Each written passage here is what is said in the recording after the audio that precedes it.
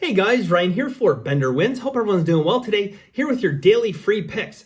All right, guys, so I'm sure everyone's very tired, stuffed full of turkey, ready to kick back, relax, and watch some sports today. Well, I got a couple plays for you guys. Hopefully we can make some money out of it.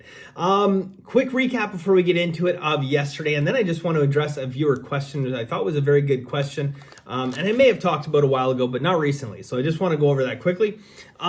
Yesterday, guys, we took a 1-1 split. We had Detroit and Chicago under 41.5, got that done. We had Detroit, but we took them on the money line. I just felt that long term, it was the play that was going to be the best value. I know Detroit has not won yet this year. I really thought this was going to be their game. Detroit ended up in the end playing like Detroit, so couldn't get it done, unfortunately. But took a split there. Overall masterclass, just go through these. We lost I call it a heartbreaker we did a teaser. We lost that. We teased Buffalo and we also teased Dallas. Is it me or does Dallas, I'm going to go back and look. Dallas seems to choke every single Thanksgiving. Yeah. Anyways, unfortunate there. Took a split in the San Jose Fresno game. We had a half unit play on Mississippi State. That lost. Buffalo, New Orleans, full unit play on the under. I'd love to say it was an easy under because there was only 10 points scored the first half, but they did make us sweat at the end there. The heartbreak for the day, I can tell you, I had a player prop. Actually, I had two small player props on DeAndre Swift. I thought he was going to have a big game. We really could have used them to propel Detroit to the win there, and the guy gets hurt. So that's part of the risk of player props. It is what it is. So that was our day yesterday. And we move on to today. So fairly busy card. I have a couple plays for you guys. I have NHL and I have a football play for you guys. In Masterclass, 1 college basketball, 4 college football, 3 hockey, and I am going to be giving out, I have 2 soccer plays for Saturday, including a 2-unit soccer play. We've done very well in soccer. If you've been following this channel, very, very well. I have a 2-unit going first thing Saturday morning. So I'm going to give that out today as well. Give you time to get that bet in. Yeah. So quickly before I jump into it, guys, got to ask a good question. So, certain games, as if we're on, the under for a game, and, if lines continue to change throughout the game, is there a point in time where you might want to take a middle? Do you ever want to try to get a middle so you have a massive advantage in the game? In this case, Buffalo is the example, okay? Under 45.5, 10 points, getting ready to go into halftime. That's when I got this message. Do we want to bet the over? Do we want to protect? Do we want to try to take a middle? So here's the way that I look at it, guys. And I have been asked this question before. I can't remember if I've addressed it. I look at middling and in a lesser sense, cashing out sometimes as double paying the juice for the house. If we like to play going into the game, then we should ride it out, okay? We obviously saw value there. And to me, the cashing out option, you're basically paying juice twice, okay? Every time you cash out, there's a built-in house edge to that. So not only were you risking that house edge to begin with, but now you're going to go ahead and pay it again. And over the long term, guys, I think you're better to have games lose than you are. I know you're better off to have some games lose that you don't cash out than you are to start cashing out games.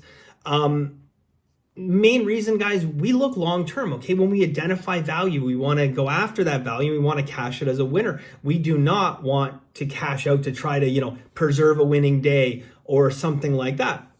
No, because we want to look at sports as long term. We want to stop looking at, just this day and that day. And even we're having a good week or a bad week or whatever. Want to look at long term, okay? When you start looking at long term, you stop making, for lack of a better term, poor decisions. Now, there is a caveat to that. And I will tell you, there are times where you can hit middles or you can look for, to enter positions. And that is if there's a fundamental change in the game. Now, probably the best example I could give you is, let's say that, we had an over, okay? We're taking college football and say the total is 50 and we took the over.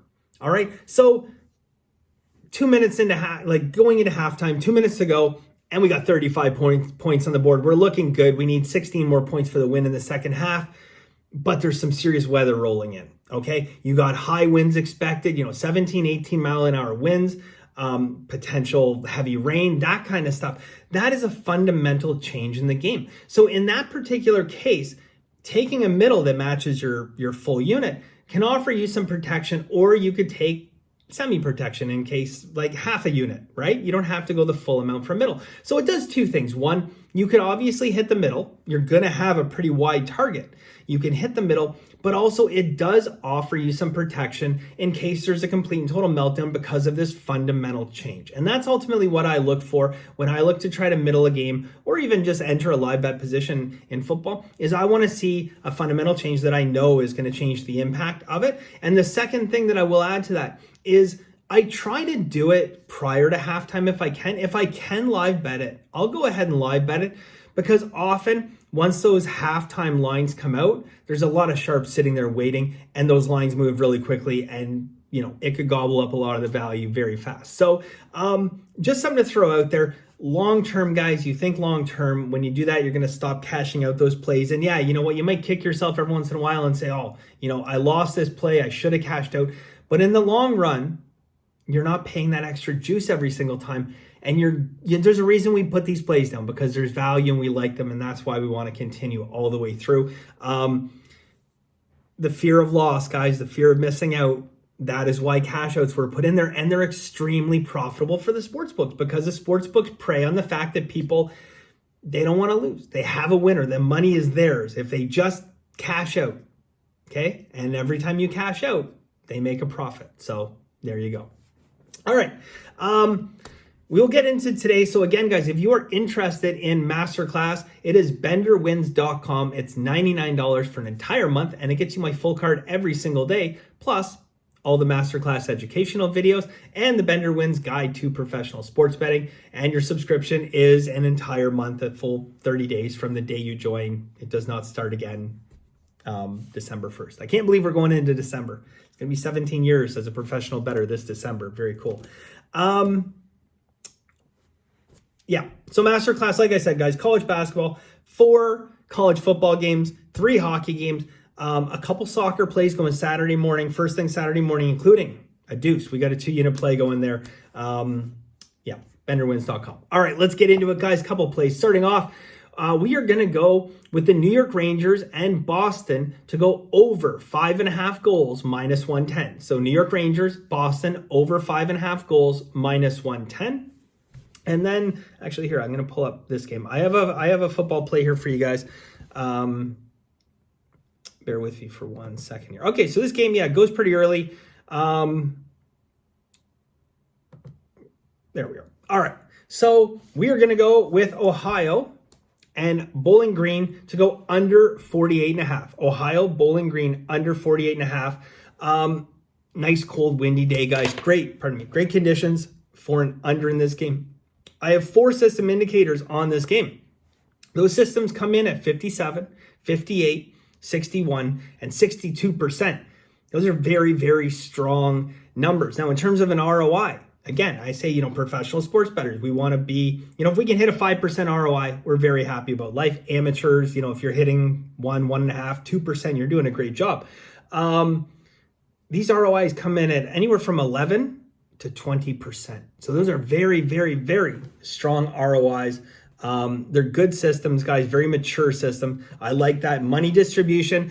It's not contrarian, okay? The split in terms of bets is about 50-50. There's 49% of bets on the under, 62% of the money. There is some sharp money on the under. I do expect to see a little bit more public, although this is not going to be the most popular game of the day. There's still going to be some public money come in on it. Would expect to see some money the over.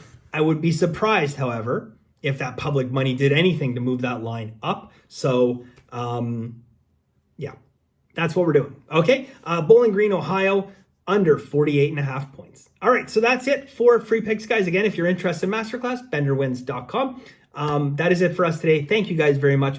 I really appreciate it. And as always, guys, have a very lucky day, and bye for now.